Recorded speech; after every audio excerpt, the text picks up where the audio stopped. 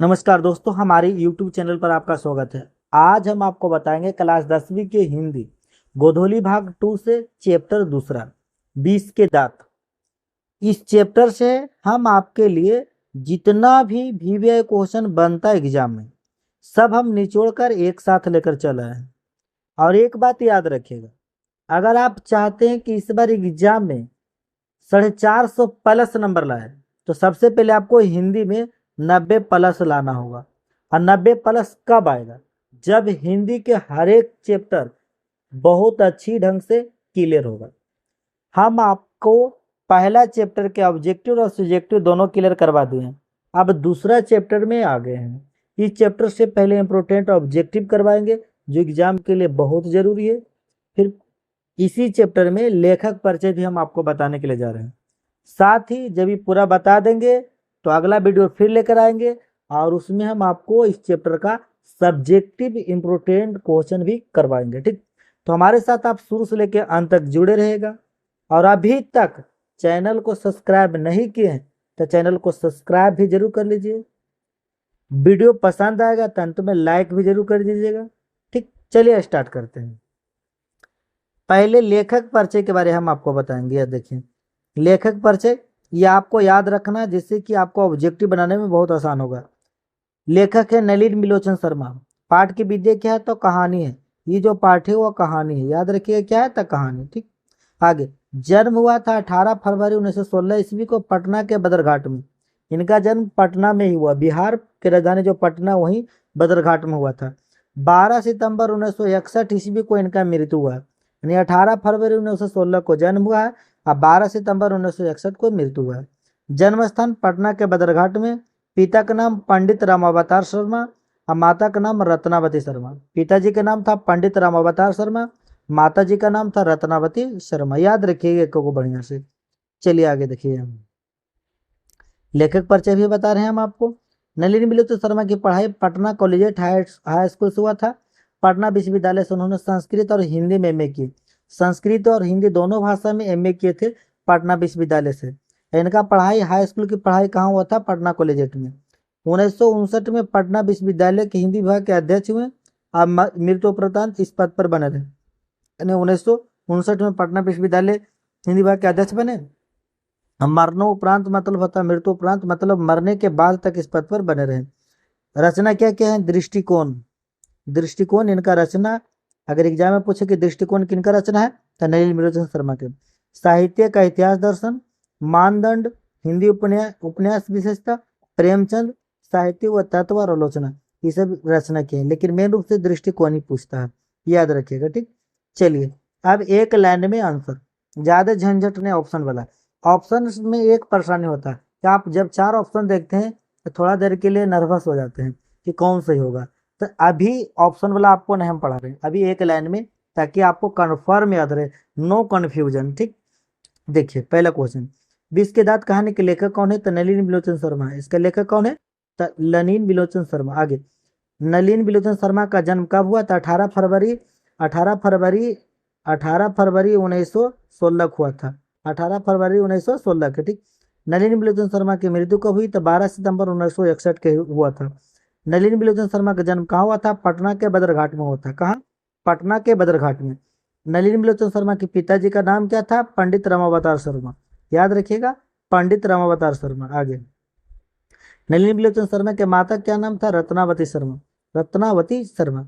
नलिनी बिलोचन शर्मा पटना विश्वविद्यालय के हिंदी विभाग के अध्यक्ष कब बने? तो 1959 में बने थे। कब बने थे? 1959 में। ठीक, आलोचकों के अनुसार प्रयोगवाद का वास्तविक प्रारंभ किसके कविता से हुआ? तो नलिनी बिलोचन की कविता से हुआ। नलिनी बिलोचन जो कविता लिखे, उसी से आलोचकों के अनुसार प्रयोगवाद का सबसे पहले वास्तविक प्रारंभ हुआ था। आगे, नलिनी बिलोचन शर्मा के कहानियों में किसके तत्व समग्रता से उभर कर आते हैं? तो मनोवैज्ञानिकता के तत्व। किसके तत्व? तो मनोवैज्ञानिकता के तत्व। ठीक, विष के दांत कहानी किस वर्ग के अंदर विरोधियों को उजागर करती है? तो मध्यम वर्ग को। यानी कि जो कहानी है मध्यम वर्ग को ज्यादा उजागर करती है, जो मिडिल क्लास फैमिली लोग हैं उनको ज्यादा उजागर करती है। ठीक, चलिए इस कहानी में याद रखेगा मेन चीज। पहले इस कहानी में गिरधर लाल मेन है, सेन साहब मेन है, सेन साहब के पुत्री, सेन साहब के पुत्र और सेन साहब के जो दोस्त लोग आते हैं इतना मेन है, याद रखिएगा 20 के दांत कहने में, ठीक। तो सेन साहब की कितनी लड़की थी? तो 5 लड़की थी। सेन साहब के कितने लड़के थे? तो 1 लड़के थे। यानी सेन साहब के 5 लड़की थी और सबसे छोटका जो था लड़का था। सेन साहब के आंखों का तारा कौन है? तो खोखा यानी कासू है। कासू जो है सेन साहब के आंखों का तारा है, क्योंकि ना उम्मीद था, उम्मीद अब छूट गया था कि कोई घर में और भी संतान उत्पन्न होगा। फिर भी बुढ़ापे की उम्र में एक लड़का जन्म लिया जिसका नाम है कासू या खोखा। सेन साहब अपने पुत्र को क्या बनाना चाहते हैं? तो बिजनेसमैन या इंजीनियर बनाना चाहते हैं। सेन साहब चाहते हैं कि हमारा बेटा है जो कि बिजनेसमैन बने, नहीं तो इंजीनियर बने। बिजनेसमैन बने नहीं तो इंजीनियर बने। सेन साहब की कार की कीमत कितना है? तो सेन साहब की जो कार की कीमत है वो 7,500 है। सेन साहब के किसके बैंक से ऐड करा गया? तो पत्रकार महोदय के बैंक से ऐड करा गया। पत्रकार महोदय जब बोले तो ये मतलब नहीं होता थोड़ा सा नाराजगी होना। खोखा किस भाषा का शब्द है? तो खोखा खोखी बांग्ला भाषा का शब्द है। खोखा का हिंदी में होता है बेटा, खोखी मतलब हिंदी में होता है बेटी। तो ये दोनों जो शब्द है बांग्ला शब्द है। सोफर शब्द का अर्थ क्या होता है? ड्राइवर। सोफर शब्द का जो अर्थ होता है ड्राइवर। मदन अक्सर किसके हाथों से पिटता था? तो मदन अक्सर जो पिटाता था वो अपने पिता के हाथ से। उसका पिता का नाम था गिरधर लाल। क्या नाम था? गिरधर लाल, ठीक। आगे गिरधर लाल, गिरधर लाल कौन है? तो मदन का पिता है। गिरधर लाल कौन है? तो मदन का है जो कि पिता है। मदन की उम्र क्या थी? तो 5 से 6 साल। ज्यादा उम्र मदन के नहीं था, मात्र कितना था? 5 से 6 साल। लेकिन इसका जो दोस्त था वो आवारा, आवारा लोग जितना भी आवारा दोस्त होता सब इसका दोस्त था। मदन ने कासू के कितने दांत तोड़ डाले? तो 2 दांत तोड़ डाले थे। क्यों तोड़ डाले? क्योंकि कासू जाके मदन से कहता कि लाओ हमको भी नट्टू नचाने दो। लेकिन यह बात पर गुस्सा हो जाता मदन, कहता कि जाओ तो भाई बड़ा घर के जाके अपना बाप से मांगो। इतनी में दोनों में भाषा बसी हो जाता, फिर पीटा पीटी होने लगता है। उतनी में मदन घुसेड़ के 2 दांत देता है, एक फट, जिसमें कि कासू के 2 दांत कुछ होता टूट जाता है। देखो कासू मदन के साथ किस खेल में शरीफ होना चाहता था? तो चाहता था लट्टू के खेल में, कि हम जैसे मदन लट्टू नचाता है हम उससे बढ़िया लट्टू नचाए। गिरधरलाल किसकी फैक्ट्री में किरानी था? तो सेन साहब की फैक्ट्री में जो था गिरधरलाल किरानी था। मदन किसका पुत्र था? तो गिरधरलाल का है जो कि पुत्र है। मदन किसका पुत्र है? तो गिरधरलाल का। खोखा, खोखा के दांत किसने तोड़ा था? तो मदन ने तोड़ा था। कै दांत तोड़ा था? 2 दांत। खोखा मोटर कार को किससे खतरा हो सकता था? तो खोखा से। अगर घर में मोटर कार का खतरा हो सकता था किसी से तो खोखा से, क्योंकि खोखा बार बार मोटर कार पर घूमते रहता था, तो कभी बॉल फोड़ देता था, कभी शीशा फोड़ देता था।